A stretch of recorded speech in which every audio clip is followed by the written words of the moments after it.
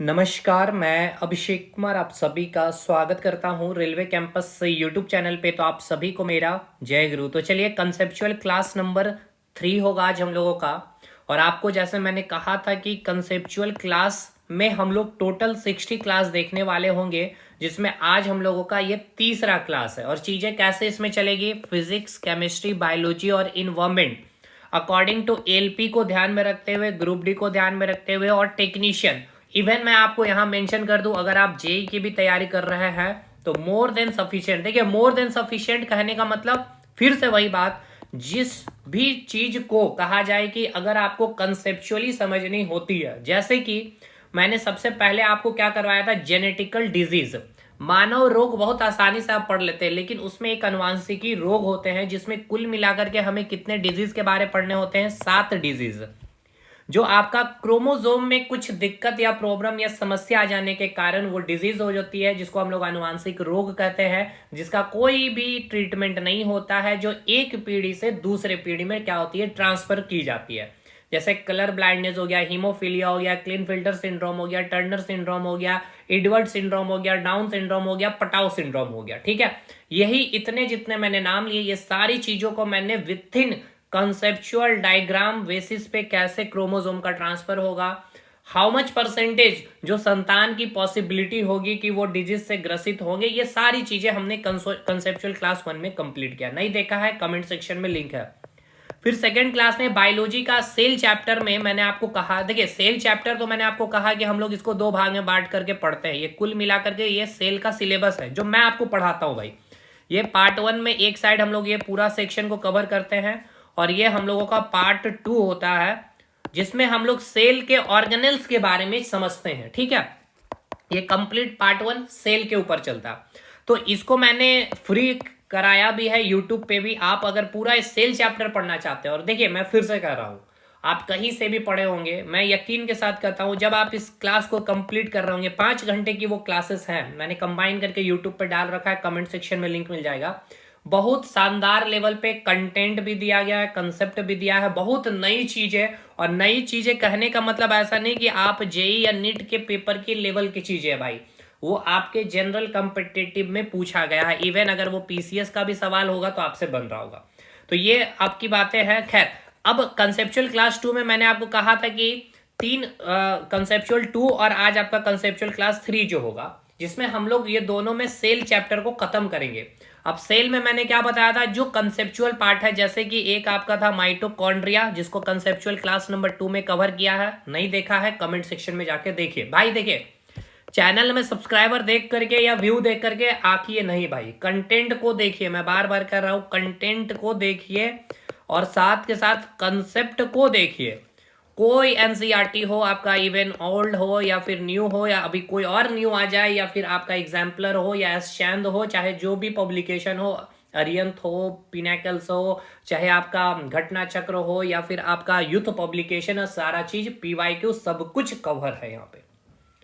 अब conceptual class में हम लोग चलेंगे न्यूक्लियस के बारे में, तीसरा जो कंसेप्चुअल क्लास होगा, और न्यूक्लियस के अंदर ही हम लोग डीएनए और आरएनए को समझते हुए चीजों को खत्म करेंगे। समझ में आ गया? तो अब हम लोग आगे स्टार्ट करते हैं। अब जो पूरा सेल चैप्टर को ही पढ़ना चाहते हैं, कमेंट सेक्शन में लिंक मिल जाएगा, आपको पढ़ सकते हैं। और जो हमारे साथ जुड़ के पढ़ना चाहते हैं, फोकस स्टडी विद अभी यूट्यूब पे भी ये चैनल है डेडिकेटेड, झारखंड स्पेसिफिक है, 1 लाख से ऊपर स्टूडेंट्स वहां जुड़े हुए। खैर, आ जाइए हम लोग बात करते हैं। तो भाई समझ में आ गया हम लोगों को आज पढ़ना क्या है। पहले हम लोगों को पढ़ना है, सर ये हमने कंप्लीट कर लिया, हम लोगों को पढ़ना है ये पार्ट, यानी कि सबसे पहले समझेंगे न्यूक्लियस के बारे में, फिर समझेंगे डीएनए और आरएनए।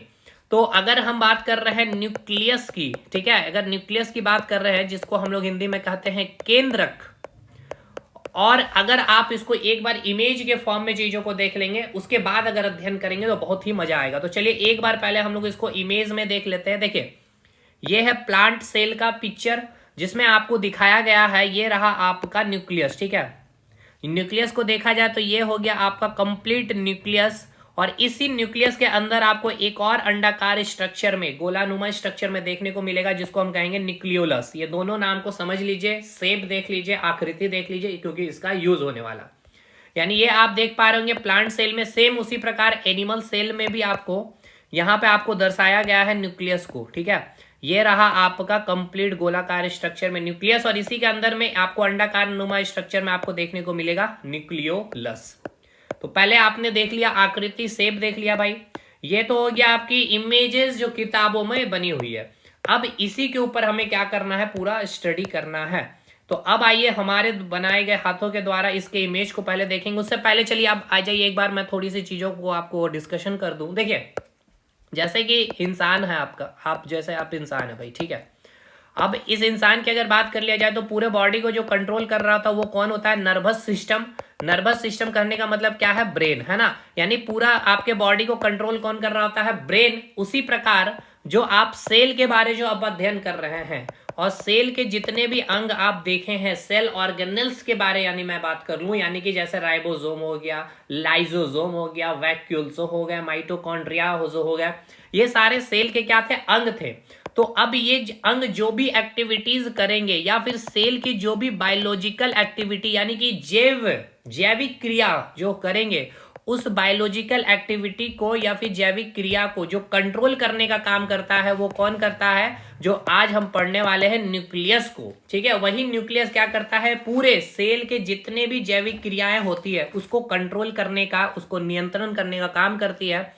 इसलिए हम लोग न्यूक्लियस को कहते हैं ब्रेन ऑफ सेल, यानी कि कोशिका का ये ब्रेन है। जिस प्रकार से हम लोगों का ब्रेन पूरे बॉडी को कंट्रोल करता है, उसी प्रकार न्यूक्लियस सेल के सारे अंग को नियंत्रण करने का काम करता है। तो चलिए भाई यहां से चीजें, अब देखिए मैं लिख करके बहुत अधिक चीजों को नहीं समझाऊंगा, कंटेंट है रेडी है, क्योंकि यहां मैं कंसेप्चुअल क्लास में कंसेप्ट देना चाहता हूं, समझाना चाहता हूं।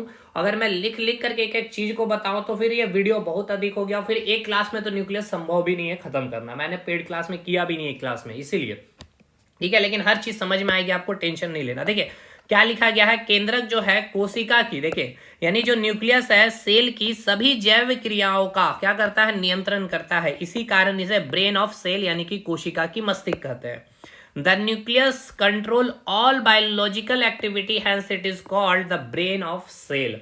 तो पहला इंपॉर्टेंट क्वेश्चन आपका न्यूक्लियस से ब्रेन ऑफ सेल अगर आपसे पूछ लिया जाए तो ब्रेन ऑफ सेल किसको कहते हैं भाई, न्यूक्लियस को कहते हैं। क्यों कहते हैं ये समझ में आया, क्यों कहते हैं ये समझ में आया, नहीं आया, आ जाइए इस इमेज को देखिए, अब आपको समझ में आएगा। एक बार इमेज को देख लेंगे तो पूरी चीजें आपको समझ में आएगी। देखिए ये जो आप देख पा रहे हैं सेल का इमेज, यानी ये कौन सा सेल है भाई, एनिमल की सेल है, और ये कौन सी है, प्लांट की, यानी कि प्लांट की कोशिका की ये इमेज दिखाया गया।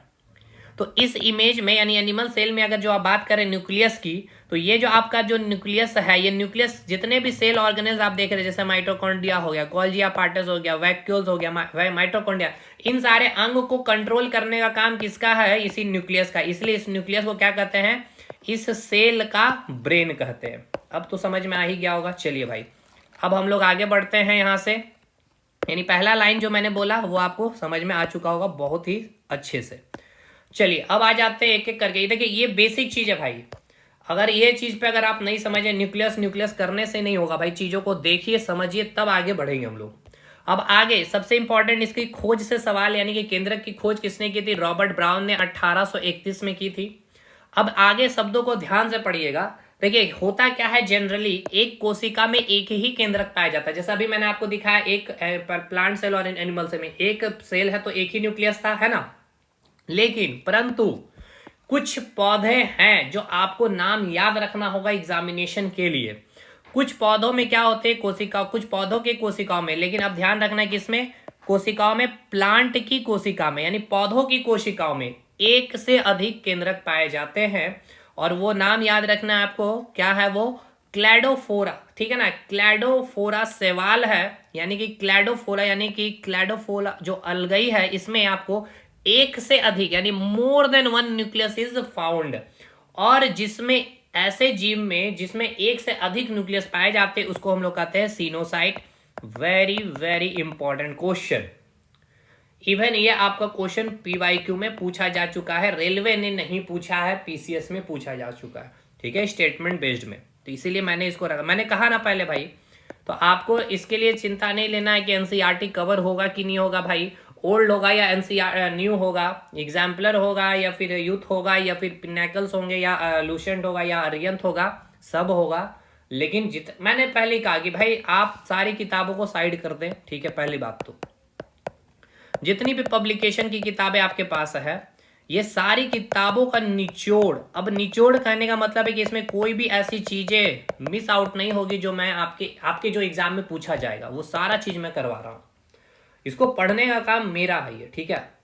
आप एनर्जी किसमें लगाइए भाई, इस सेक्शन में, इस निचोड़ में लगाइए, क्योंकि आप अगर इसमें मेहनत कर रहे हैं भाई, तो अभी आप दही बनाने का काम कर रहे हैं, और सिलेक्शन के लिए क्या चाहिए भाई, मक्खन, ठीक है। और इस दही को जब तक मतलब मखिएगा नहीं, है ना, जब तक कि फेरिएगा नहीं अच्छे से, यानी कि जब तक रिवीजन नहीं करिएगा, तो आप दही बनाने में समय कर रहे हैं, मेहनत लगा रहे हैं, और मैं दही बना करके दे रहा हूँ। आप बस इसको रिवाइज करिए, कंसेप्ट को क्लियर करके, और ये मक्खन आपका सिलेक्शन दिलाएगा। चलिए आगे बढ़ते हैं भाई।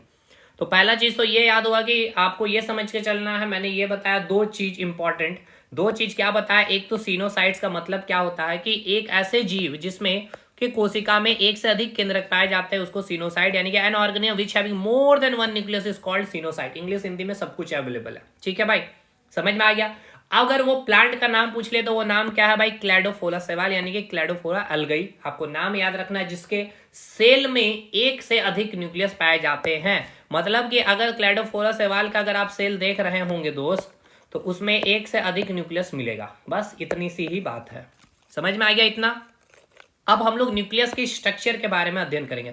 अच्छा, एक बहुत इंपॉर्टेंट सवाल है, आपसे पूछा जाता है कि न्यूक्लियस नहीं पाया जाता है किसमें, तो आरबीसी यानी रेड ब्लड सेल, जो मैंने आपको सर्कुलेटरी सिस्टम में पढ़ाया था, आरबीसी में आपका केंद्रक नहीं पाया जाता है, यानी कि आपका जो न्यूक्लियस है ना, वो नहीं प्रेजेंट होता है किसमें, तो आपके आरबीसी में। बहुत इंपॉर्टेंट क्वेश्चन है ये आपका, ठीक है। तो अगला लाइन वही लिखा गया है, जो आरबीसी है, आरबीसी में केंद्रक नहीं पाया जाता। अब देखिए, जो न्यूक्लियस है, न्यूक्लियस के स्ट्रक्चर से सवाल आपके बनते हैं। अब इसके स्ट्रक्चर को पहले समझिए, तो देखिए इस स्ट्रक्चर को पहले ध्यान से पहले देखिए, ठीक है।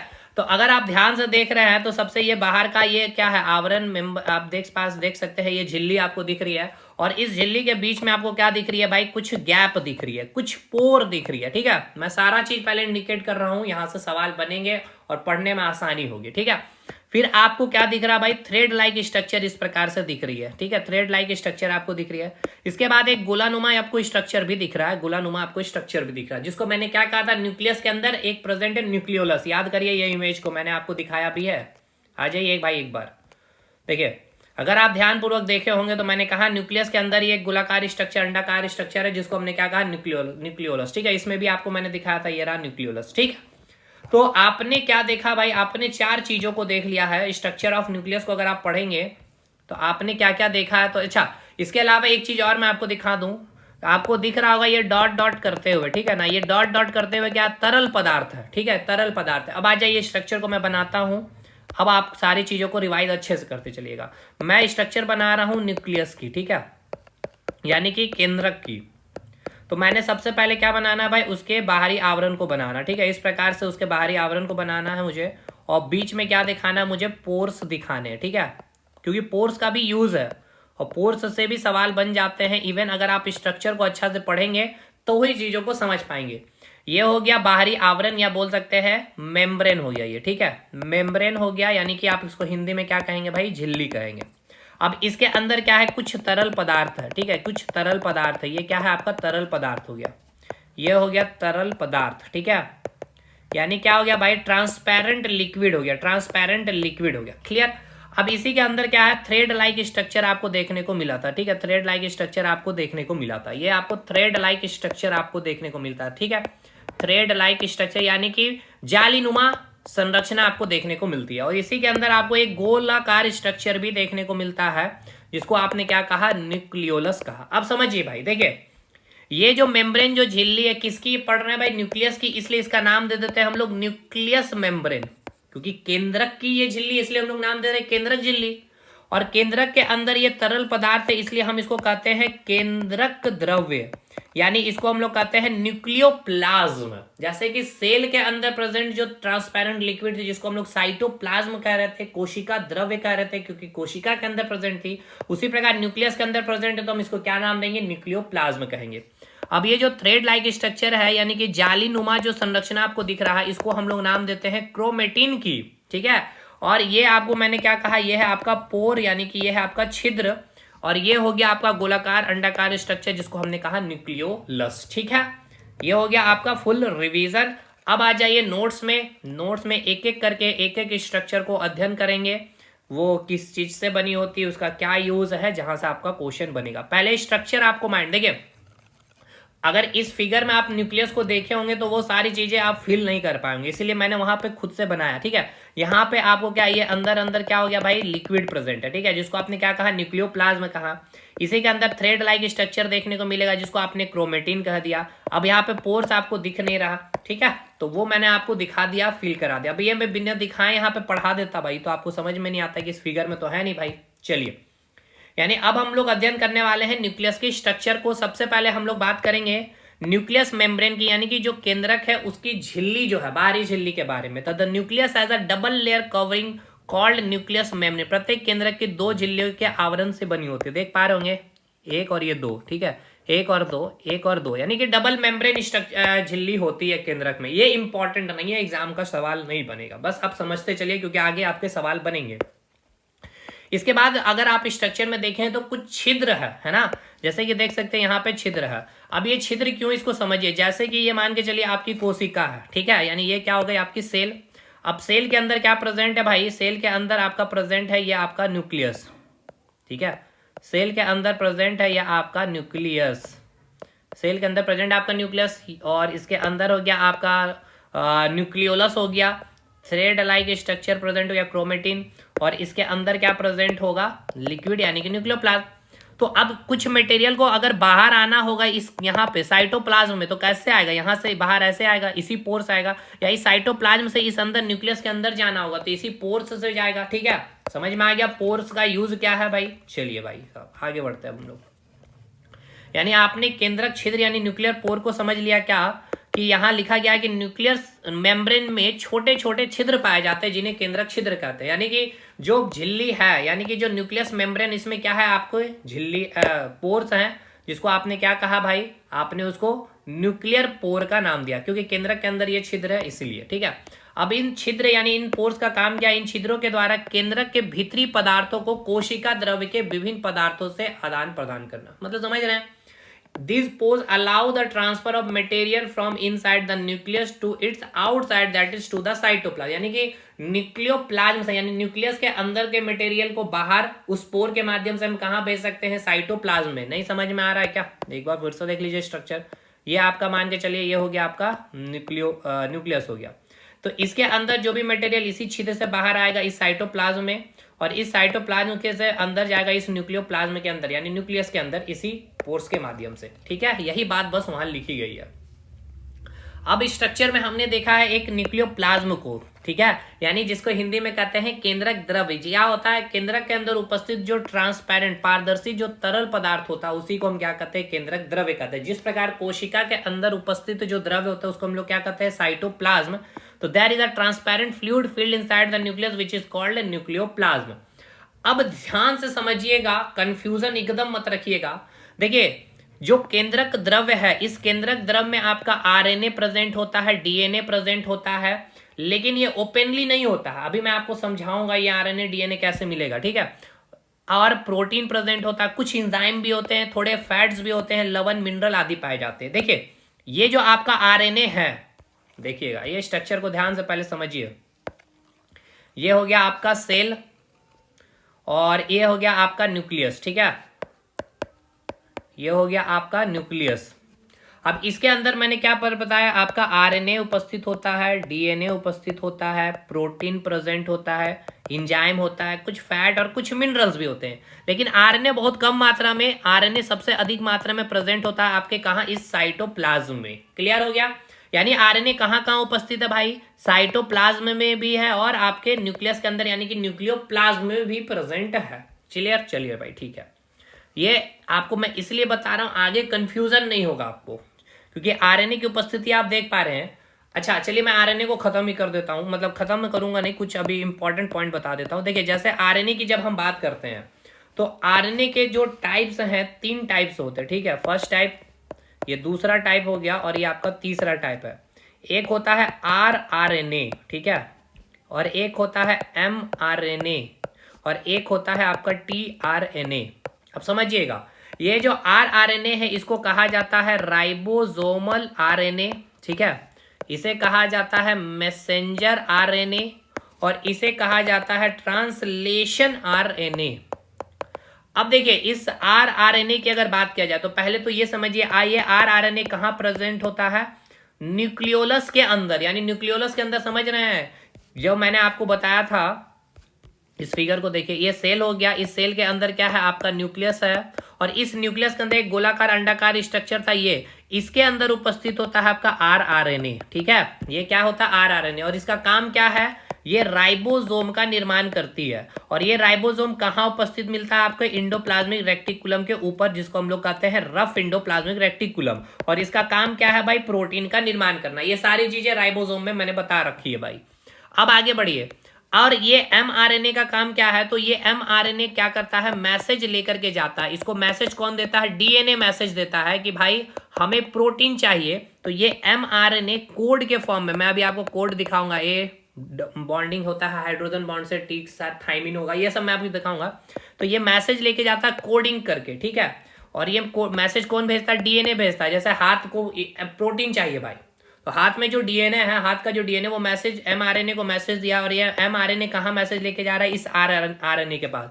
तो अब ये समझिए, देखिए ये आरएनए के पास मैसेज लेके जा रहा है, तो भाई इसको मैसेज आरएनए को दिया कि भाई प्रोटीन चाहिए, ठीक है, अब ये सॉरी एमआरएनए क्या किया, मैसेज लेकर के जा रहा है कहाँ पे, इस राइबोसोम के पास, क्योंकि इस आरएनए क्या क्या है, राइबोसोम का निर्माण किया, यही प्रोटीन बनाएगा, तो ये एमआरएनए यहां से बाहर निकलेगा, समझ में आया, और यहाँ जो राइबोसोम है उसको क्या करेगा, मैसेज देगा, और ये आपका जो टीआरएनए है यानी कि ट्रांसलेशन आरएनए, ये क्या करता है, प्रोटीन का निर्माण करता है, ठीक है। तो टीआरएनए का काम क्या है भाई, प्रोटीन का निर्माण करना है। समझ में आया, नहीं समझ में आया, एक बार फिर से समझिएगा। देखिए इस स्ट्रक्चर को ध्यान से समझ लीजिए, पूरी चीजें आपको समझ में आ जाएगी। यहीं पे मैं आपको बना दे रहा हूँ, मान के चलिए यहाँ पे आपका रफ इंडोप्लाज्मिक डॉट डॉट बना दे रहा हूँ, यहाँ पे है आपका राइबोसोम, ठीक है। अब ये आरएनए क्या क्या है, राइबोसोम का निर्माण कर दिया है, ये प्रोटीन का निर्माण करता है। अब डीएनए ने क्या किया है, एमआरएनए को मैसेज भेजा है, ठीक है। अब एमआरएनए यहाँ से बाहर निकलेगा, यहाँ से बाहर निकल के राइबोसोम को बताएगा कि प्रोटीन चाहिए, ठीक है। अब टीआरएनए क्या करेगा, ट्रांसलेशन आरएनए, प्रोटीन का फॉर्मेशन करेगा, और जहां भी प्रोटीन चाहिए उसको लेके वैक्यूल्स के माध्यम से या लाइजोसोम के माध्यम से क्या किया जाएगा, पहुंचा दिया जाएगा, ठीक है। अब वैक्यूल्स, लाइजोसोम, ये सब चीजें मैंने बता रखी, आप देख लीजिएगा क्लासेस को आगे वाली, तो आपको समझ में आ जाएगी, ठीक है। चलिए साहब आगे बढ़े अब हम लोग। अब इसमें बोला कि इसी केंद्रक द्रव में धागे नुमा संरक्षण पाई जाती है, जिसको क्रोमेटिन, जो आपको मैंने बताया था थ्रेड लाइक स्ट्रक्चर, जिसको क्रोमेटिन कहते हैं। इसके बाद एक है आपको न्यूक्लियोलस केंद्रिका, जो मैंने बताया कि गोलाकार संरचना पाई जाती है, जिसको न्यूक्लियस कहते हैं, और इसी केंद्रिका में आरएनए मिलता है, जो राइबोसोम का निर्माण करता है, केंद्रिका में करती है, ठीक है, राइबोसोम का निर्माण करता है, और वो राइबोसोम निकलेगा वहां से और कहाँ चला जाएगा, रफ इंडोप्लाज्मिक रेक्टिकुलम के ऊपर, जिसको हम लोग क्या कहेंगे भाई, रफ इंडोप्लाज्मिक रेक्टिकुलम। क्लियर हुआ या नहीं, पहले हमें ये बताइएगा। अब इसके बाद है क्रोमेटिन।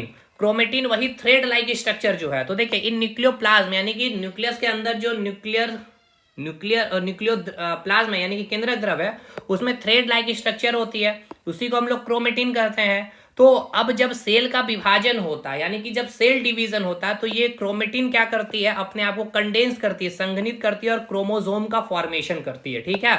और याद करिए क्रोमोसोम इसी समय जब सेल का विभाजन होगा, ठीक है, और अगर क्रोमोसोम में कोई दिक्कत आती है तो कई सारी जेनेटिकल डिजीज होती है, जिसका शेप रॉड शेप्ड स्ट्रक्चर होता है, जैसे मैंने आपको दिखाया होगा इस प्रकार से, और ये पेयर में होती है, और ये पेयर एक दूसरे से बंधी होती है, जिसको हम लोग कहते हैं सेंट्रोमियर। ये मैं अभी आपको आगे बताऊंगा, अभी ये सभी सवाल हैं आपके, तो अभी समझ में आया कि देखिए ये क्रोमोसोम कहां से आ रहा है, जब क्रोमेटिन क्या करती है, कंडेंस करती है, और ये कंडेंस कब करेगी, जब कोशिका का विभाजन होगा, समझ में आ गया।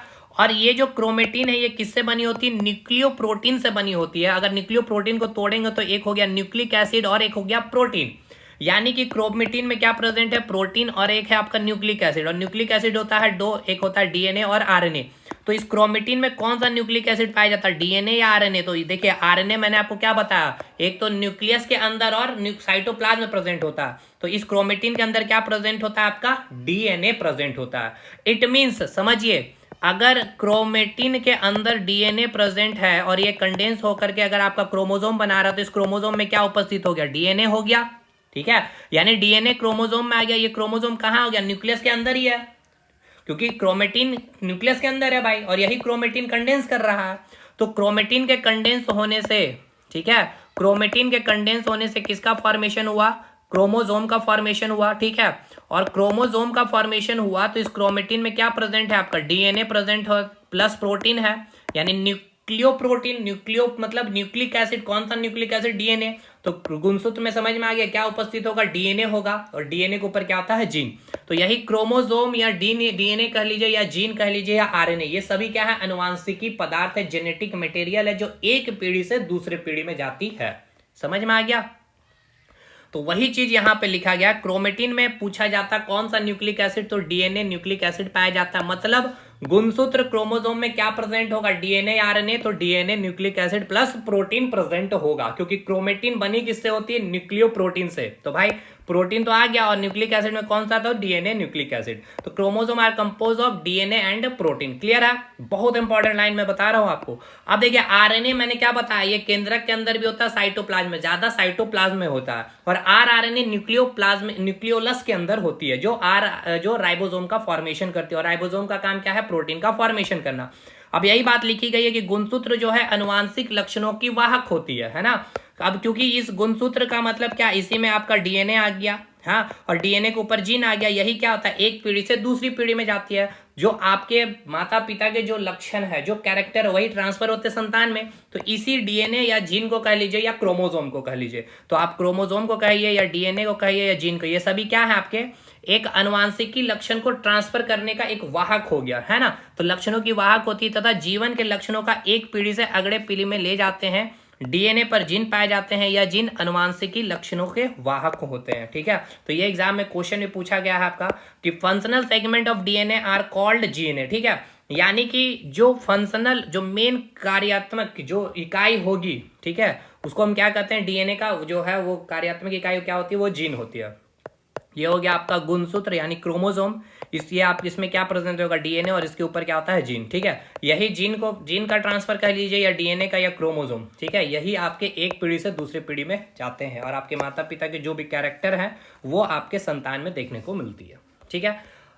अब यहाँ पे एक इंपॉर्टेंट बात है कि देखिए न्यूक्लियस के अंदर क्या प्रेजेंट हो गया, न्यूक्लियस के अंदर आपका डीएनए आ गया, कैसे आया, क्रोमेटिन कंडेंस किया तो क्रोमोसोम का फॉर्मेशन हुआ, और क्रोमेटिन बना होता है न्यूक्लियो प्रोटीन से, प्रोटीन और डीएनए, तो डीएनए आ गया, प्रोटीन भी आ गया आपका, और आरएनए भी प्रेजेंट होता है न्यूक्लियस के अंदर, और क्रोमोसोम जब क्रोमेटिन कंडेंस किया तो यानी डीएनए आरएनए क्रोमोसोम, ये तीनों कैसे हैं भाई, जो आपके जेनेटिक जो भी हैं, आपके अनुवांशिक जो भी लक्षण है वो क्या होते हैं, वो एक पीढ़ी से दूसरे पीढ़ी में जाते हैं। यानी कि जो अनुवांशिकी लक्षण जो संतान में देखने को मिल रहा है, वो सारी चीज आपका मेन क्या हो गया, आपका डीएनए हो गया, आरएनए हो गया, क्रोमोसोम, ठीक है, यही चीज का ट्रांसफर होता है। तो ये है कहाँ पे, तो न्यूक्लियस के अंदर है, इसलिए न्यूक्लियस को कहा जाता है अनुवांशिकी का केंद्र, यानी कि सेंटर ऑफ जेनेटिक, यानी ये केंद्र है जो जेनेटिक्स, सेंटर ऑफ जेनेटिक, यानी कि जो माता पिता से संतान के अंदर जाती है, ठीक है, डीएनए आरएनए या फिर क्रोमोसोम जिसको कह लीजिए, कहाँ उपस्थित है, न्यूक्लियस के अंदर है। अब फंक्शन ऑफ न्यूक्लियस पूछा जाए तो कार्य क्या है फंक्शन न्यूक्लियस की, तो कोशिका के अंदर होने वाले सभी जैविक क्रियाओं का यह नियंत्रण करता है। नेक्स्ट, केंद्रक में अनुवांशिक पदार्थ पाया जाता है, जैसे डीएनए हो गया, आरएनए हो गया, क्रोमोसोम हो गया, जो ए या जीव के लक्षणों के वंशागुत्ति के लिए उत्तरदायी, ठीक है ना। जो भी एक वंश से दूसरे वंश में जो आपको एक पीढ़ी से दूसरे पीढ़ी में लक्षण जो आपको देखते हैं सेम, ठीक है, हेरिटेंस देखने को मिलता है, इसी के कारण और न्यूक्लियस में ही प्रेजेंट होता है, इसलिए न्यूक्लियस को सेंटर ऑफ जेनेटिक भी कहा जाता है, या कोशिका विभाजन के लिए उत्तरदायी भी है। न्यूक्लियस जो होता है कोशिका विभाजन के लिए उत्तरदायी है, जिसमें कोशिकाओं की संख्या में तथा जीव कोशिका विभाजित करेगी तो न्यूक्लियस विभाजित हो रहा होगा। तो भाई सिंपल सी बात है, शरीर का स्ट्रक्चर भी क्या होगा, बहुत अधिक वृद्धि ग्रोथ करते चलेगा। तो ये पार्ट हो गया न्यूक्लियस का, ठीक है, समझ में आया। अब हम लोग डीएनए और आरएनए अध्ययन करते हैं, ठीक है। तो चलिए अब हम लोग डीएनए को स्टडी करते हैं। भाई अभी आपको जो बताया समझ में आया कि नहीं, एक बार मैं आपको यहाँ पर माइंड मैप में क्रिएट करता हूँ सारी चीज़ों को। देखिए मैंने कहा भाई ये आपकी क्या है, कोशिका, यानी ये हो गई आपकी सेल, ठीक है, ये हो गई आपकी, एक मिनट भाई, ये हो गई आपकी सेल। सेल के अंदर मैंने बताया ये क्या है, आपका न्यूक्लियस है, ठीक है। अब न्यूक्लियस में आपको मैंने पोर बनाया था, तो मैं आपको पोर लाइक स्ट्रक्चर बना दे रहा हूँ न्यूक्लियस की एक, ये हो गई आपकी न्यूक्लियस, ठीक है। इसके अंदर मैंने क्या बताया, न्यूक्लियोलस प्रेजेंट होता है, और इसी न्यूक्लियस के अंदर, न्यूक्लियोलस के अंदर क्या प्रेजेंट होता है, आपका आरएनए उपस्थित होता है। और ये आरआरएनए का काम क्या है, सुनिएगा ध्यान से, राइबोसोम का फॉर्मेशन करना। और ये राइबोसोम करता क्या है, प्रोटीन का फॉर्मेशन करता है, ठीक है। और ये राइबोसोम कहाँ प्रेजेंट होता है, तो ये जो आपका सेल के अंदर जो ट्रांसपेरेंट जो लिक्विड है, जिसको हम क्या कहते हैं, साइटोप्लाज्म कहते हैं, ठीक है। इसी साइटोप्लाज्म में मैंने आपको गोल्जी बॉडीज के बारे में पढ़ाया था, और गोल्जी बॉडीज, ठीक है, सॉरी, रेक्टिकुलम के बारे, यानी इंडोप्लाज्मिक रेक्टिकुलम के बारे में बताया था। उसी इंडोप्लाज्मिक रेक्टिकुलम के ऊपर आपका उपस्थित होता है ये राइबोसोम, ठीक है, डॉट डॉट, जिसको हमने क्या कहा था, रफ इंडोप्लाज्मिक रेक्टिकुलम। आपको एक बार मैं वो इमेज भी याद दिला देता हूं ताकि चीजों को आप बड़े ही आसानी में चीजों को समझ पाए। ये रहा आपका, देखिए, इंडोप्लाज्मिक रेक्टिकुलम जो होता है, केंद्रक और कोशिका झिल्ली के बीच एक जालीनुमा, यानी ये आपका न्यूक्लियस हो गया, और न्यूक्लियस के पास से ही एक जालीनुमा स्ट्रक्चर देखने को मिलती है। चलिए मैं यहाँ पे ही बना देता हूँ, आपको क्लियर होगी सारी चीजें। देखिए, ये जालीनुमा स्ट्रक्चर जो बना हुआ है, ये हो गया आपका इंडोप्लाज्मिक रेक्टिकुलम, और इसके ऊपर डॉट डॉट जो होगा उसको हम लोग कहेंगे रफ इंडोप्लाज्मिक रेक्टिकुलम, जिसके ऊपर क्या होगा, राइबोसोम होगा, जो क्या करेगा, प्रोटीन का फॉर्मेशन करेगा। अब ये प्रोटीन कब बनाएगा, तो डीएनए जो आपका उपस्थित है कहां, इसके अंदर, ठीक है। ये डीएनए क्या करता है, इस आरआरएनए को मैसेज देता है, एमआरएनए ये मैसेज लेकर के जाता है और बोलता है भैया राइबोसोम प्रोटीन का फॉर्मेशन करिए। और ये प्रोटीन का फॉर्मेशन कौन कराता है, टीआरएनए। अब ये आरएनए को हम लोग पूरा पढ़ेंगे और ये डीएनए को भी पूरा पढ़ेंगे, ठीक है। इसके बाद अब आ जाइए, इसको मैं हटा दे रहा हूं ये सारी चीजों को। देखिए, इसके बाद मैंने आपको क्या बताया था कि इसके बाद मैंने आपको बताया था एक क्रोमेटिन के बारे में। अच्छा, यही जो पोर देख रहे हैं, यहीं से बाहर आपका आया आरआरएनए, राइबोसोम को मैसेज, एमआरएनए मैसेज लेकर के यहीं से बाहर निकल रहा है, ठीक है ना। अब यहीं पे मैंने आपको बताया था थ्रेड लाइक स्ट्रक्चर, है ना, जालीनुमा स्ट्रक्चर बताया था, जो जिसको हमने क्या नाम दिया था, क्रोमेटिन कहा था। और ये क्रोमेटिन जब सेल का डिवीजन होता है, यानी कोशिका जब विभाजन होती है, तो ये क्या होती है, क्रोमेटिन कंडेंस्ड होती है, और कंडेंस्ड होकर के किसका फॉर्मेशन करती है, गुणसूत्र का, यानी कि किसका फॉर्मेशन करती है भाई, क्रोमोसोम का। और ये क्रोमेटिन किसकी बनी होती है, न्यूक्लियो प्रोटीन की, यानी कि न्यूक्लियो प्रोटीन, यानी कि न्यूक्लिक एसिड प्लस प्रोटीन। और न्यूक्लिक एसिड कौन सा, तो आपका डीएनए, यानी डीएनए कहने का मतलब ये डीएनए कहाँ है, क्रोमेटिन के अंदर है, या कह लीजिए आपका किसके अंदर हो गया, गुणसूत्र के अंदर। यानी कि गुणसूत्र के अंदर कौन सा न्यूक्लिक एसिड प्रेजेंट होता है भाई, डीएनए प्लस प्रोटीन पाया जाता है, ठीक है। यानी कि गुणसूत्र के अंदर अगर डीएनए पाया जाता है भाई, और ये गुणसूत्र बन किससे रहा है, क्रोमेटिन के कंडेंस होने से। और क्रोमेटिन किसके अंदर उपस्थित कहाँ है, तो न्यूक्लियोप्लाज्म में, यानी न्यूक्लियस के अंदर है, तो इसके अंदर आपका डीएनए भी हो गया, क्रोमोसोम भी हो गया, क्योंकि क्रोमेटिन के कंडेंस सही है। और आरएनए इसके अंदर भी होता है, न्यूक्लियोप्लाज्म में भी होता है, और साइटोप्लाज्म में भी हो पाया जाता है, ठीक है। तो आरएनए, डीएनए, क्रोमोसोम किसके अंदर हो गया, न्यूक्लियस के अंदर। ये क्या हो गया, सेंटर ऑफ जेनेटिक, यानी कि अनुवांशिकी का केंद्र हो गया, ठीक है। ये बातें मैंने एक माइंड मैप के थ्रू चीजों को दिखला दिया है। बाकी क्लासेस को पूरा डिटेल देखना है तो आप यूट्यूब पे देख सकते हैं जाके, ठीक है, लिंक कमेंट सेक्शन मिलेगा। अब आगे हम लोग पढ़ते हैं डीएनए के बारे में, पूरा डीएनए का हम लोग पोस्टमार्टम करते हैं भाई। चलिए, सबसे पहले फुल फॉर्म से आपको याद रखना है, डीएनए का फुल फॉर्म क्या हो गया, डीऑक्सी राइबोज न्यूक्लिक एसिड, ठीक है, ठीक है साहब। डीएनए जो आपका क्या, एक न्यूक्लिक एसिड है, किसके अंदर प्रेजेंट होता है, याद करिए, मैंने बताया है, गुणसूत्र के अंदर, क्रोमोसोम के अंदर प्रेजेंट होता है। अब ये जो आपका डीएनए है, डीएनए में क्या उपस्थित होता है, पॉलीन्यूक्लियोटाइड होते हैं, ठीक है। डीएनए में क्या होता है, पॉलीन्यूक्लियोटाइड होते हैं। न्यूक्लियोटाइड मतलब क्या होता है, बहुत सारे चैन से बने होते हैं, न्यूक्लियोटाइड के बहुत सारे चैन होते हैं डीएनए में, है ना। देखिए, मैंने जो यहाँ पे लिखा है, येलो कलर ले लूं, देखिए, डीएनए में पॉलीन्यूक्लियोटाइड होते हैं। पॉलीन्यूक्लियोटाइड, यहाँ पे एक शब्द है पॉली, पॉली मतलब बहुत सारे, ठीक है ना। न्यूक्लियोटाइड के क्या होते हैं, चैन होते हैं, न्यूक्लियोटाइड के बहुत सारे चैन बने होते हैं डीएनए के अंदर। अब पॉली का मतलब तो हो गया बहुत सारे। अब न्यूक्लियोटाइड को समझिए, न्यूक्लियोटाइड मतलब क्या हो गया, न्यूक्लियोटाइड, और ये बना होता है न्यूक्लियोटाइड, न्यूक्लियोटाइड जो होता है न्यूक्लियोटाइड प्लस फॉस्फेट से बना होता है, ठीक है। तो न्यूक्लियोटाइड जो है, इसमें दो चीज पाया जाता है, एक होगा सुगर और एक होगा आपका नाइट्रोजन बेस, ठीक है। सुगर और नाइट्रोजन बेस। नाइट्रोजन बेस दो प्रकार के, एक होगा आपका प्यूरिन और एक होगा आपका पिरिमिडिन। और सुगर जो होंगे वो होंगे आपके पेंटोज सुगर, ठीक है। यहां आ जाइए, इस फिगर को एक बार पहले देखिए ध्यान से। देखिए ये आपका फिगर न्यूक्लियस का, भी हम आएंगे डीएनए में। देखिए ये आपको दिख पा रहा होगा, ये आउटर मेम्ब्रेन हो गया, जिसको हमने क्या कहा था, न्यूक्लियर मेम्ब्रेन, ठीक है, या न्यूक्लियर इनवेलप भी कह सकते हैं। डबल मेम्ब्रेन होता है, डबल लेयर में होता है। इसके अंदर गोलाकार जो स्ट्रक्चर, अंडाकार स्ट्रक्चर देख रहा है, जिसको आपको न्यूक्लियोलस कहा आपने।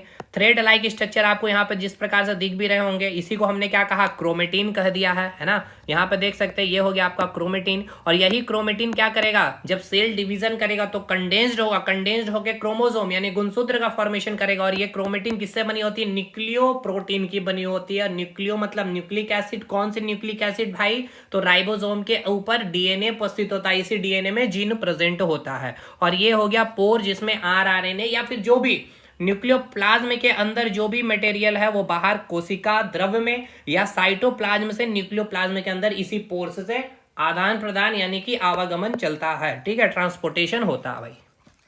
ये क्लियर हो गया न्यूक्लियस का भी फिगर। अब आइए यहां मैं बता रहा था, चलिए इसमें आ जाइए एक बार डीएनए के बारे में। डीएनए मैंने आपको क्या बता दिया, ये मेन स्ट्रक्चर है डीएनए का, इसको पहले समझिए अच्छे से। देखिए सबसे पहले फिर से समझिए, मैंने क्या कहा कि डीएनए में पॉलीन्यूक्लियोटाइड होते हैं भाई। तो पहला एक शब्द को बाहर करिए, पॉली का मतलब होता है बहुत सारे न्यूक्लियोटाइड होंगे, है ना। तो न्यूक्लियोटाइड के बहुत सारे क्या होते हैं, डीएनए में चेन पाए जाते हैं, वही चीज यहाँ पे लिखा गया। अब ये जो न्यूक्लियोटाइड है दो चीज से बने होंगे, एक न्यूक्लियोसाइड और एक होगा आपका फॉस्फेट, ठीक है, फॉस्फेट प्रेजेंट होगा, ठीक है, क्या होगा भाई, फॉस्फेट प्रेजेंट होगा। फॉस्फेट का अगर मैं आपको स्ट्रक्चर बना दूं तो मैं बना दे रहा हूं भाई, अगर किन्हीं के अंदर डाउट आ रहा होगा फॉस्फेट किसको कह रहा है, तो ये हो गया आपका फॉस्फेट का, ठीक है, फॉर्मूला। अब ये न्यूक्लियोसाइड की बात किया जाए तो ये इसमें उपस्थित होता है एक सुगर और एक होगा नाइट्रोजन बेस पेयर, ठीक है, नाइट्रोजन बेस पेयर, ठीक है, बेस पेयर होता है और सुगर होता है। अब सुगर में कौन सा सुगर, तो भाई पेंटोज सुगर, और नाइट्रोजन बेस पेयर में प्यूरिन और पिरिमिडिन। और ये प्यूरिन के भी अभी मैं आपको दो टाइप बताऊंगा, और पिरिमिडिन में भी मैं भी आपको दो टाइप बताऊंगा। और ये प्यूरिन और पिरिमिडिन एक दूसरे के साथ क्या होता है, हाइड्रोजन बॉन्ड से जुड़े होते हैं, अभी आपको मैं बताऊंगा, ठीक है। ये डीएनए का स्ट्रक्चर मैं आपको बता रहा हूं भाई, ठीक है, ये डीएनए का कंप्लीट स्ट्रक्चर मैं बता रहा हूँ। डीएनए किसका बना होता है भाई, डीएनए में बहुत सारे पॉलीन्यूक्लियोटाइड होते हैं। पॉलीन्यूक्लियोटाइड में बहुत सारे होते हैं, तो न्यूक्लियोटाइड प्लस फॉस्फेट होता है।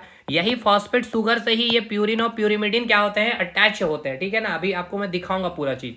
तो ये न्यूक्लियोसाइड में क्या हो गया, सुगर हो गया और नाइट्रोजन बेस पेयर हो गया। सुगर में पेंटोज सुगर। अब पेंटोज सुगर को अब हम लोग एक एक करके स्टार्ट करते हैं। तो देखिए सबसे पहले पेंटो सुगर यानी कि मतलब 5 कार्बन चैन होगा उसमें, ठीक है, 5 कार्बन चैन होगा। तो पेंटो सुगर दो प्रकार के, एक होता है डीऑक्सी सुगर, एक होता है राइबोस सुगर। तो ध्यान से समझिएगा, जो डीऑक्सी सुगर है वो डीएनए में पाया जाता है। तो पहला सवाल, डीएनए में कौन सा सुगर, तो पेंटो सुगर। पेंटो सुगर में भी कौन सा, तो डीऑक्सी सुगर। आरएनए में कौन सा sugar, pentose sugar. Pentose sugar में भी कौन सा, तो राइबोस सुगर। ये रहा आपका पेंटोज सुगर का फिगर, ठीक है।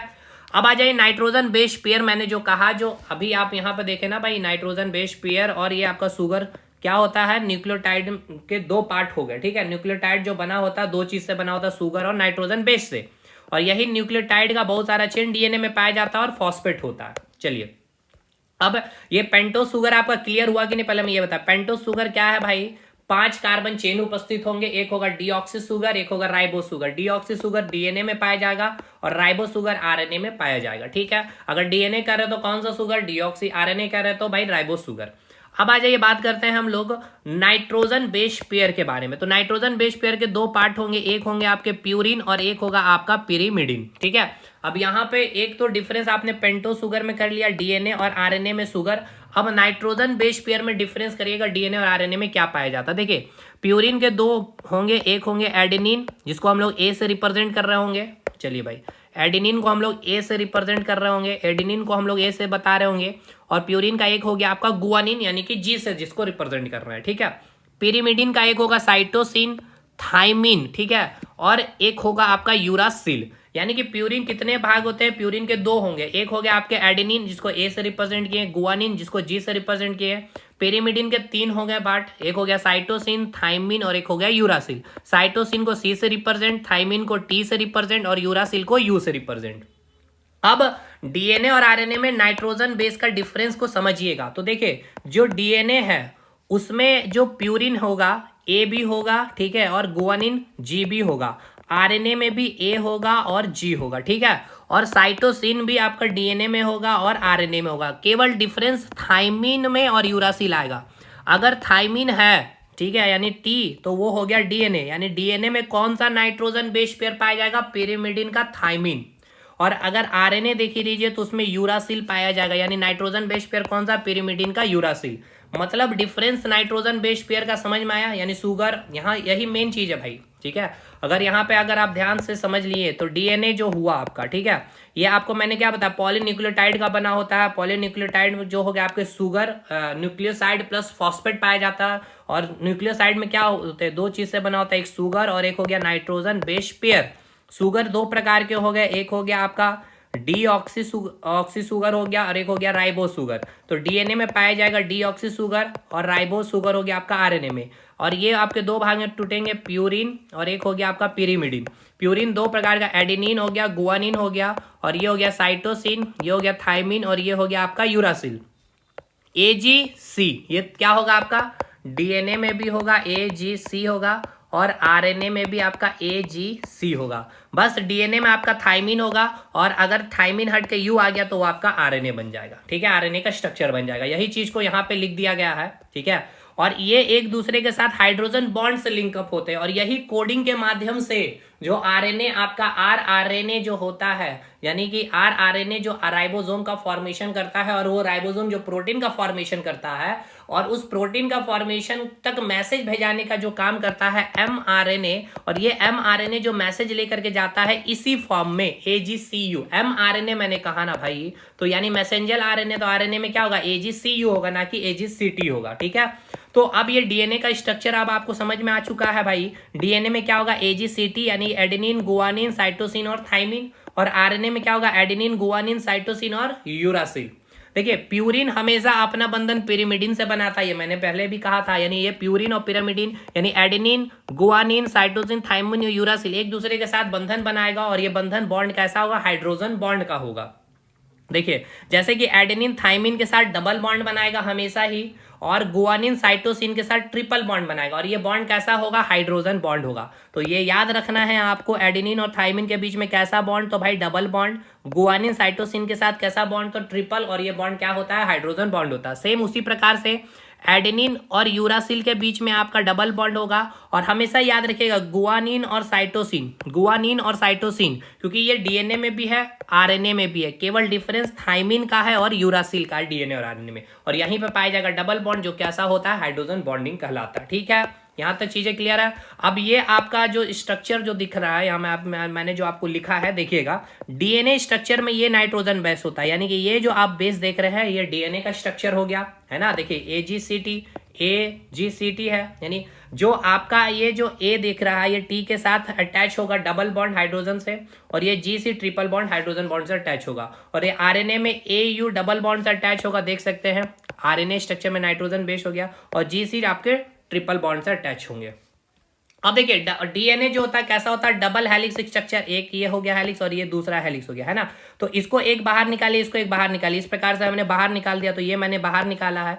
इसे कहा जाता है बैकबोन ऑफ डीएनए, यानी रीढ़ की हड्डी होती है डीएनए की, जिसमें उपस्थित क्या होता है भाई, फॉस्फेट होता है और सुगर प्रेजेंट होता है, यानी फॉस्फेट सुगर। यानी कि यहाँ आ जाइए, स्टार्टिंग में जो मैंने बताया था कि जो डीएनए होता है आपका, एक मिनट इसको मैं क्लियर करके दिखाऊं, चलिए भाई।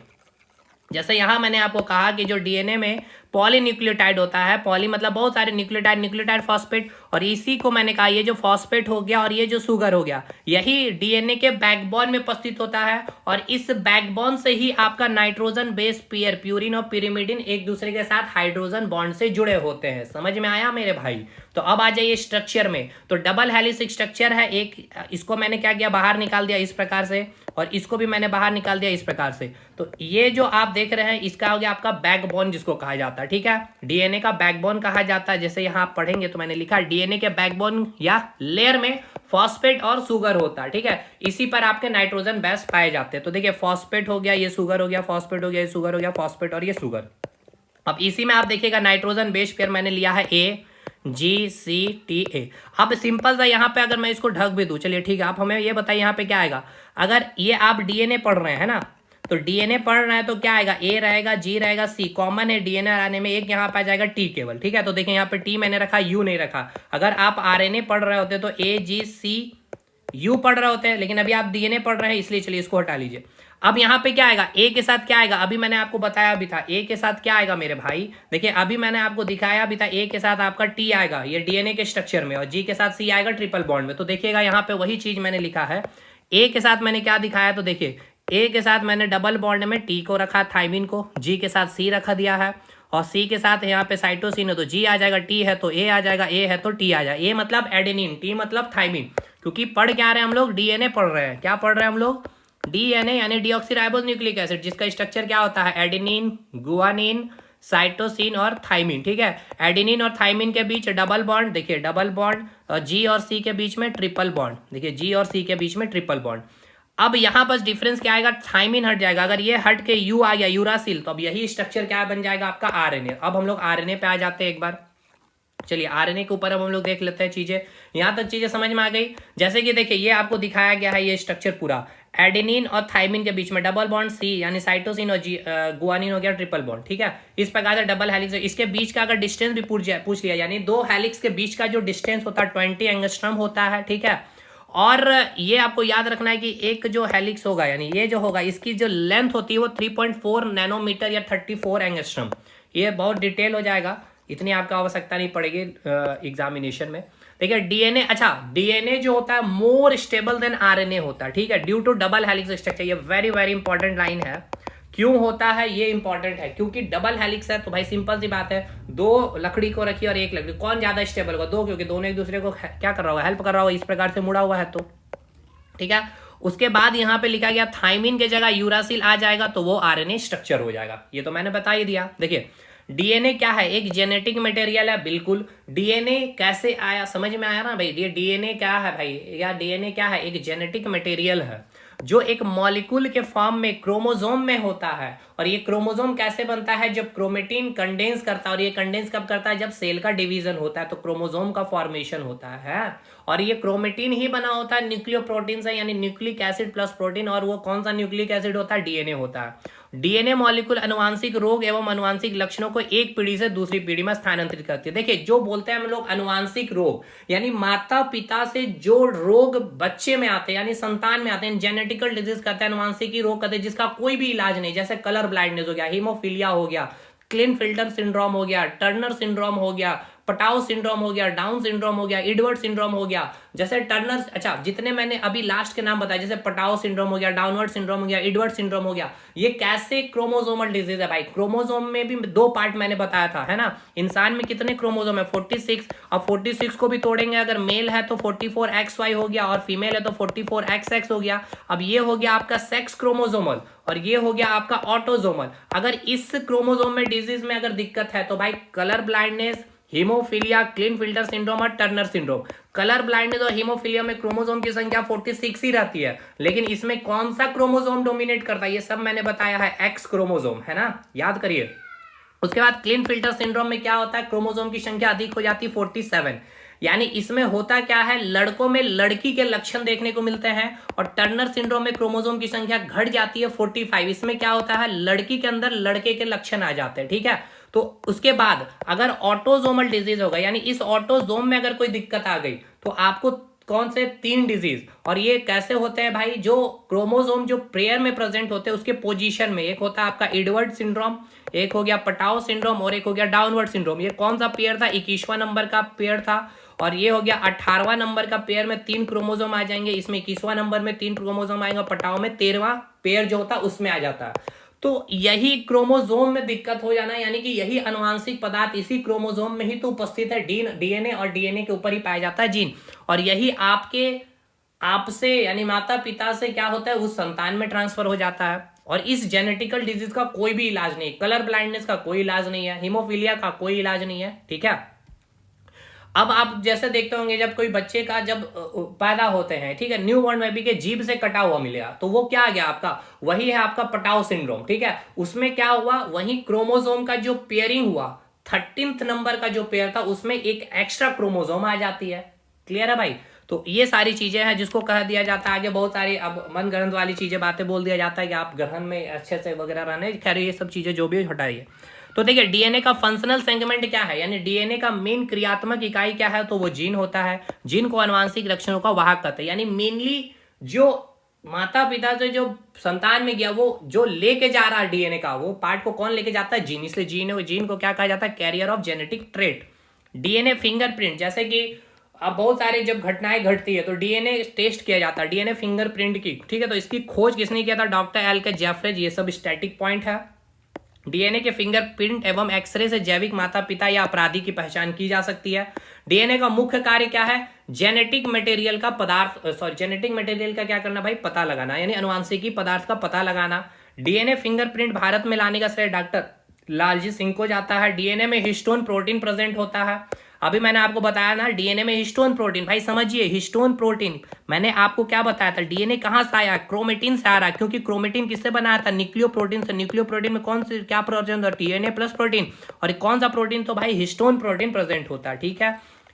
अब डीएनए, अब एक वेरी इंपॉर्टेंट पॉइंट है, देखिए डीएनए जो खुद से डीएनए का निर्माण करता है, ठीक है, उस प्रक्रिया को कहते हैं रेप्लिकेशन। जैसे कि ये हो गया आपका डीएनए, ठीक है।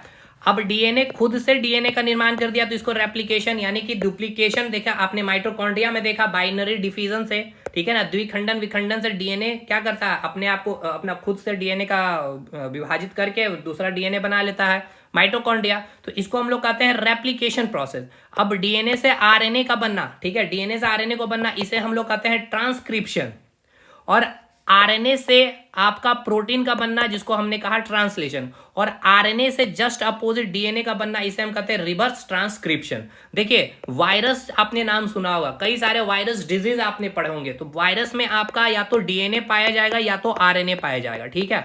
अगर आपके बॉडी में एक ऐसा वायरस आया है जिस वायरस के अंदर डीएनए प्रेजेंट है, तो ठीक वो क्या करेगा, अपना डीएनए से आपके बॉडी के अंदर एक डुप्लीकेशन यानी रेप्लिकेशन डीएनए बनाएगा, जिसको हम क्या नाम देंगे, रेप्लिकेशन का नाम देंगे।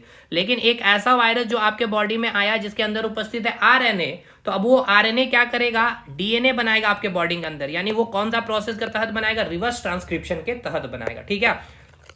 बाकी वायरस के बारे में मैंने काफी डिटेल डिजीज चैप्टर में पढ़ा रखा है। तो ये सब बातें हो गई यहाँ पे माइटोकॉन्ड्रिया में। अच्छा डीएनए न्यूक्लियस में माइटोकॉन्ड्रिया में पाया जाता है, ये मैंने आपको बताया है। डीएनए कहाँ पाया जाता है भाई, एक तो न्यूक्लियस के अंदर पाया जाता है, क्रोमेटिन, समझ में आ रहा है ना, क्रोमेटिन में ही न्यूक्लिक एसिड होता है, वो डीएनए होता है। और माइटोकॉन्ड्रिया में खुद का डीएनए पाया जाता है। आरएनए के बारे में देख लीजिए भाई, आरएनए में कौन सा सुगर, तो ribose sugar, single helix structure होता है, full form ribose nucleic acid हो गया, राइबोस सुगर पाया जाता है। आरएनए कहाँ पाया जाता है, तो न्यूक्लियस के अंदर और साइटोप्लाज्म कोशिका द्रव्य में अधिक मात्रा में पाया जाता है। आरएनए प्रोटीन का सिंथेसिस यानी आरएनए मेन क्या करता है, प्रोटीन का फॉर्मेशन करता है, इसलिए प्रोटीन सिंथेसिस करता है। थाइमिन की जगह क्या आ जाएगा, यूरासिल, ये स्ट्रक्चर हो गया। एडेनिन यूरासिल के साथ आ जाएगा। जीसी तो दोनों में डीएनए और आरएनए में होगा। और ये देखिए आपका सिंगल हेलिक्स स्ट्रक्चर जो दिख रहा है आपका एमआरएनए, यही है जो मैसेंजर लेके जा रहा है इस कोड के फॉर्म में। कहां जा रहा भाई, ये राइबोसोम के पास जा रहा भाई, प्रोटीन बनाइए, समझ में आ गया ना। तो एडेनिन गुआनिन ये हो गया आपका स्ट्रक्चर। चलिए भाई अब आ जाइए, यहां से आगे बढ़ते हैं। ये चीज जो मैंने आपको बता दी वही चीज यहाँ पे लिखा गया है। डीएनए से आरएनए बनता है, इस क्रिया को ट्रांसक्रिप्शन कहते हैं। आरएनए जब प्रोटीन बनाते हैं तो उस प्रक्रिया को ट्रांसलेशन कहते हैं। देखिए डीएनए से आरएनए का बनना ट्रांसक्रिप्शन, आरएनए से प्रोटीन का बनना ट्रांसलेशन, और आरएनए से डीएनए का बनना रिवर्स ट्रांसक्रिप्शन, और डीएनए से, ठीक है, डीएनए से डीएनए का बनना ये हो गया आपका रेप्लिकेशन। ये मैंने आपको बता ही दिया। तो आरएनए से डीएनए का बनना रिवर्स ट्रांसक्रिप्शन। अच्छा हमारे अंदर जो आनुवांशिक पदार्थ है वो क्या है भाई, डीएनए है, मेनली डीएनए है। डीएनए के ऊपर क्या है, जीन है। लेकिन वायरस के अंदर क्या होता है, आनुवांशिक पदार्थ आरएनए होता है, ठीक है ना।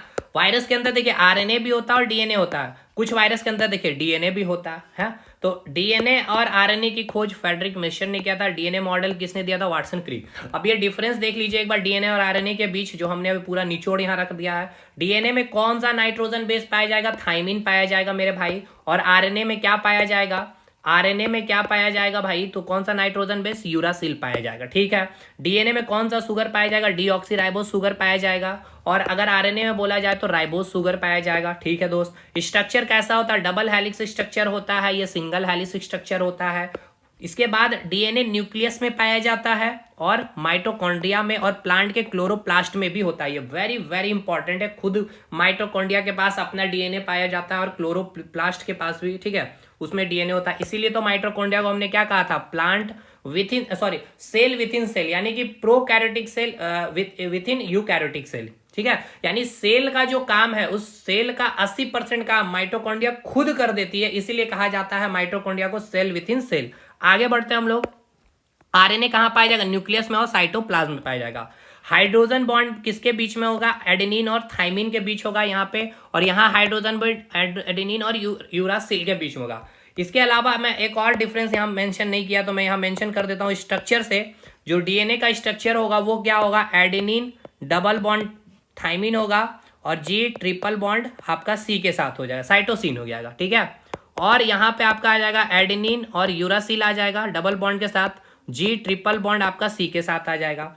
एक पॉइंट और लिख देते हैं, आपका डीएनए मोर स्टेबल होगा आपका। ठीक है, मोर स्टेबल हो जाएगा आपका, और कंपैरेटिवली आरएनए से आरएनए क्या होगा आपका, लेस स्टेबल होगा। तो ये आपका कंप्लीट डीएनए आरएनए होता है। अच्छा, गुणसूत्र ये याद रखना भाई, ये सब तो फैक्चुअल है। मटर में कितने होते हैं, 6 होते हैं। पेयर में होते हैं तो 3 पेयर होगा, डॉग 78 39, ये सब आप फैक्चुअल चीज है, इसमें समझने वाली बातें नहीं है भाई।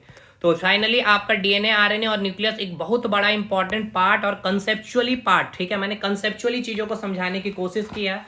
विद इन, अगर आप यूपीएससी के किसी भी एग्जामिनेशन, सीडीएस एनडीएस हो गया आपका, या आईएएस के पेपर में अगर आप बैठ रहे, बीपीएससी के पेपर में बैठ रहे हो, या जेपीएससी जैसे पेपर में बैठेंगे, तो यहां से अब आपका सवाल बाहर नहीं जाएगा। अच्छे स्टेटमेंट बेस्ड के सवाल भी अब आप बना पा रहे होंगे। इसलिए मैं छोटे एग्जामिनेशन की किताबें खरीदने आपको कभी नहीं कहता हूं, अच्छे स्टैंडर्ड की किताबें खरीदिए। एग्जामिनेशन जैसे यूपीएससी लेवल की पुस्तकें हैं, जो आईएएस में अगर क्वेश्चन पूछा गया सेल का, या आपके सीडीएस में एनडीए में पूछा गया, आपके ये आपका सीएपीएफ में पूछा गया, ठीक है ना, असिस्टेंट कमांडेंट में अगर पूछा गया है, उनके क्वेश्चन को उठाइए और बनाइए, और आप वहां पे बना पा रहे होंगे भाई। ठीक है, तो फाइनली आज हम लोग का सेल चैप्टर खत्म, माइटोकॉन्ड्रिया न्यूक्लियस, क्योंकि ये ही आपका जान है भाई सेल चैप्टर में। ठीक है, अकॉर्डिंग टू मेरे लिए। ठीक है ना, क्योंकि कंप्लीट तो मैं यहाँ पहले ही कहा कि सेल तक पढ़ाऊंगा नहीं भाई, कंसेप्चुअल जो सीरीज चल रहा है आपका, इसमें कंसेप्चुअल पार्ट पढ़ाऊंगा मैं। अब आपका डिजीज में कुछ वायरस है, बैक्टीरियल वायरस है, वायरस से रिलेटेड जो आपका क्या डिजीज है, उसके कुछ पॉइंट है, कंसेप्चुअली पॉइंट है, उसको पढ़ाते हुए याद करा दूंगा। तो एक कंसेप्चुअल क्लास जो 4 होगा उसमें डिजीज से रिलेटेड, तो सेल और डिजीज खत्म हो जाएगा। ठीक है, सेल में बहुत कुछ पढ़ना है, तो अगर वो बहुत सारी चीजें पढ़नी है भाई, जैसे कि आप यहाँ से देख सकते हैं, हमने दरोगा बैच में क्लासेस ली है और एलपी के बैच में हमने क्लासेस लिया है। इवन आप जेपीएससी बीपीएससी में जो क्लासेस ली है, कंटेंट की आप क्वालिटी देख लीजिए, कहाँ से चीजें स्टार्ट की गई है। ठीक है, खैर वो सारी बातें अलग है, यहाँ पे मैं बता देता हूँ। जैसे मैंने पिछले भी क्लास में, सबसे पहले चलते हैं टाइप्स ऑफ सेल, सेल को समझेंगे, फिर सेल के टाइप्स देखेंगे, 2 प्रकार के टाइप्स को समझेंगे, एक नंबर बेस में, फिर हम लोग डेवलपमेंट के आधार पर देखेंगे, फिर सेल के थ्योरी देखेंगे, साइंटिस्ट, तीनों साइंटिस्ट के बारे पढ़ेंगे, फिर कुछ स्टैटिक पार्ट से पार्ट 1 खत्म होगा, फिर एक लंबा पार्ट हम लोगों का चलेगा सेल के ऑर्गेनेल्स के ऊपर। ठीक है, चाहे वो सेल वाल हो, सेल मेम्ब्रेन है, endoplasmic reticulum, smooth, rough, ribosome, Golgi body, lysosome, vacuole, mitochondria, nucleus, ये तो हमने कर लिया। ठीक है,